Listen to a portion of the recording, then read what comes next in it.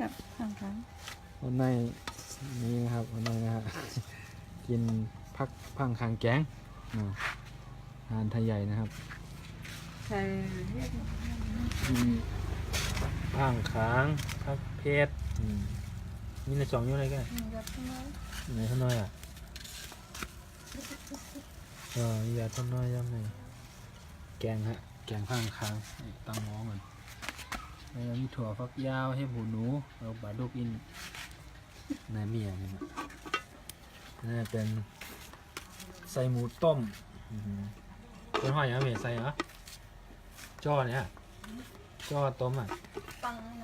ใส่หมูตังเข้าคำละหวานแน่นอน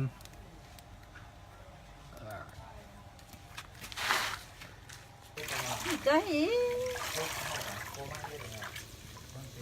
ใส่พักเข้ากาค่าตั้งขังแกงอาวันเตะ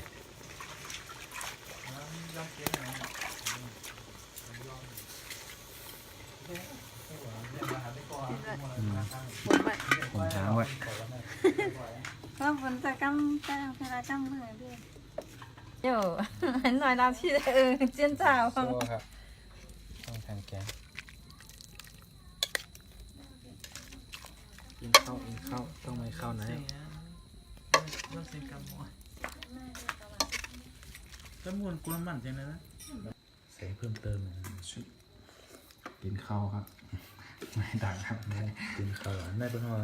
แอบพะโล้นี่ความเต้าหอมมีไข่พะโล้อาหารคนไทยเป็นย่นข้างแกงนี่ก็ใส่ยังก็ตัวเกลือใส่ตั้งใส่ตั้งก็เกิดจังตัง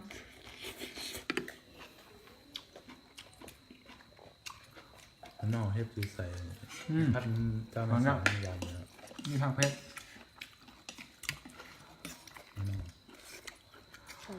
ใส่แน่ไม่ปล่อยดีอ่ะให้พ่นนะใส่พักไม่แน่มาแค่แบบกลางโอ้ง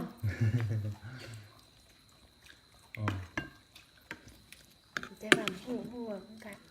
เขาเจอรูปกันน่ะมันให้ต่อห้อยดีๆหน่อยข้าวว่าเมื่อกินข้าวกินให้ต่อห้อยอะไรเดี๋ยวเมื่อกินเดือนไม่ต้องตัดจอมไม่ได้ถ้ามันกินอะไรนะต้องกัดคมไหมใส่ไปเลยคมนั่นข้างกัดอะไรข้างแกงเนี่ยอันก็แบบทาเอ๊ะเดี๋ยวก็เลยหัดมือหัดนากันค่ะถ้ามันมาไว้แล้วได้เนี่ย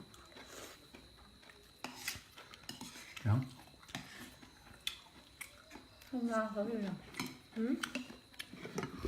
มันมาเตะมาเรียนกินข้าวก่อนครับเนี่ยห้าแบบเสียใช้ตังข้างแกงไข่พะโล้อาหารคนไทยหวานคำนี้เจอกัน